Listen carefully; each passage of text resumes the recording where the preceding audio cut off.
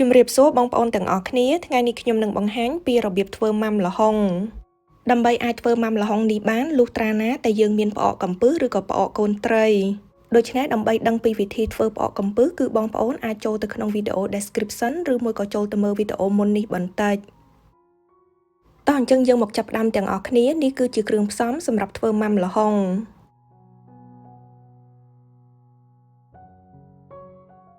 ដើម្បីធ្វើម៉ាំល្ហុងដែលមានរសជាតិឆ្ងាញ់និងមានពណ៌ស្អាតល្ហុងដែលយើងត្រូវជ្រើសរើសគឺជាល្ហុងចាស់ឬក៏ល្ហុងស្រគាល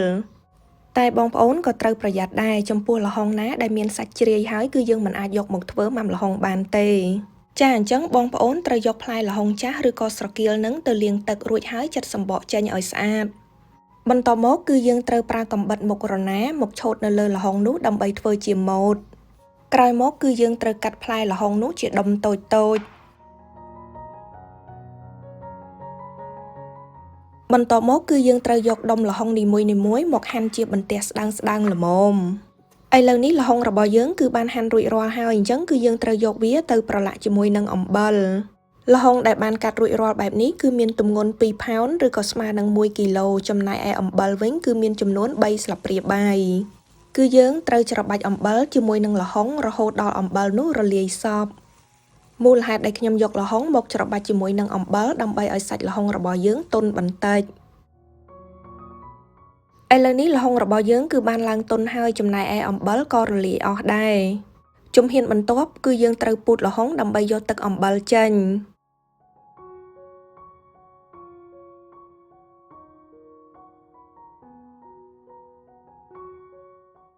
រួចហើយគឺយើងត្រូវយកល្ហុងនោះទៅលាងសម្អាតជាមួយនឹងទឹកធម្មតា3ទៅ4ដងទៀត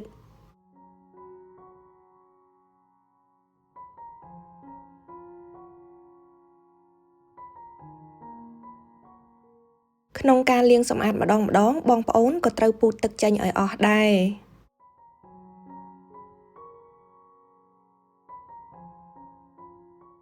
នៅពេលលាងសម្អាតរួចរាល់ហើយបងប្អូនត្រូវដាក់វាសម្រក់ទឹកចេញឲ្យអស់ជំហានបន្ទាប់គឺយើងនាំគ្នាមកធ្វើទឹកស្ករវិញម្ដងជាដំបូងគឺយើងត្រូវយកស្ករត្នោតចំនួន4អោនឬក៏120ក្រាមមកកូរនៅលើភ្លើងរហូតដល់វាឡើងជើងអង្ក្រងស្កររបស់យើងគឺបានឡើងពុះខ្លាំងហើយអញ្ចឹងគឺយើងត្រូវចាក់ទឹកចំនួន100មីលីលីត្រចូលទៅបន្ទាប់មកគឺយើងត្រូវកូរស្ករឲ្យរលាយសព្វនៅក្នុងទឹកនោះរួចហើយគឺយើងត្រូវដាក់ប៊ីចេងចំនួនកន្លះស្លាបព្រាកាហ្វេបន្ទាប់មកគឺយើងត្រូវកូរប៊ីចេងឲ្យរលាយសព្វនៅក្នុងទឹកស្ករនោះនិងបន្តដាំវាឲ្យពុះវាជាការស្រេច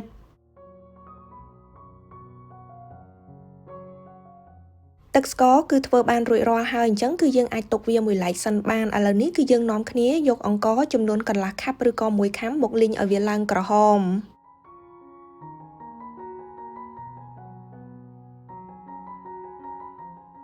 អង្ករគឺបានឡើងក្រហមហើយអញ្ចឹងគឺយើងត្រូវយកវាមកបុកឲ្យម៉ដ្ឋ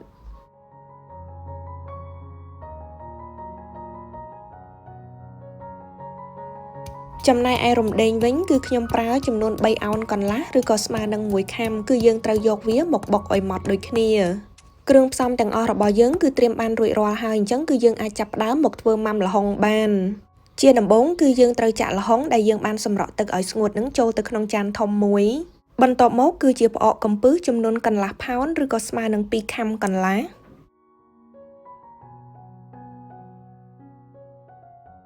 អង្ករលីងដែលបានបុករួចប្រសិនបើបងប្អូនមិនសូវជាចូលចិត្តទេបងប្អូនអាចដាក់តែពាក់កណ្ដាលក៏បានរួចហើយគឺជារំដេងដែលបានបុករួចដូចគ្នាជាចុងក្រោយគឺជាទឹកស្ករដែលយើងបានធ្វើរួចតាំងពីដំបូងចាក់គ្រឿងផ្សំចូលអស់គឺយើងត្រូវច្របល់គ្រឿងផ្សំទាំងអស់នោះរហូតដល់វាចូលជាតិគ្នាបានល្អ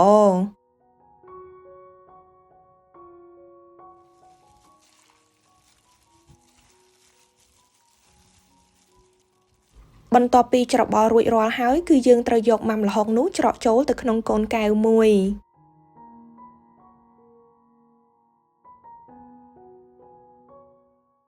រួចហើយគឺយើងត្រូវផ្អាប់វាទុកនៅក្នុងផ្ទះបាយធម្មតារយៈពេល2ថ្ងៃទៀត2ថ្ងៃក្រោយមកគឺឃើញថាម៉ាំល្ហុងរបស់យើងគឺឡើងជូរឆ្ងាញ់ហើយ នៅពេលដែលម៉ាំល្ហុងបានឡើងជូរទៅតាមចំណូលចិត្តរបស់បងប្អូនហើយគឺបងប្អូនអាចយកវាទៅរក្សាទុកនៅក្នុងទូទឹកកកបានម៉ាំល្ហុងនេះគឺយើងអាចញ៉ាំផ្ទាប់ជាមួយនឹងជីផ្សេងដូចជាជីនាងវងឬក៏ជីរណាជាដើមចាអញ្ចឹងក៏សូមអរគុណច្រើនចំពោះការទស្សនាវីដេអូមួយនេះហើយប្រសិនបើបងប្អូនមានយោបល់ឬក៏មានសំណួរអ្វីគឺអាចសរសេរជា comment នៅខាងក្រោមវីដេអូជាចុងក្រោយក៏សូមឲ្យបងប្អូនទាំងអស់គ្នាជួយ like និង share វីដេអូនេះឲ្យបានច្រើនផងនិងកុំភ្លេច subscribe នៅក្នុង YouTube channel របស់ខ្ញុំដែលមានឈ្មោះថា Somar និងសូមឲ្យបងប្អូនជួយ like និង follow Facebook page ទាំងពីររបស់ខ្ញុំផងដែរហើយចាំជួបគ្នានៅក្នុងមុខម្ហូបឬក៏បង្អែមបន្តទៀតអរគុណច្រើនជម្រាបលា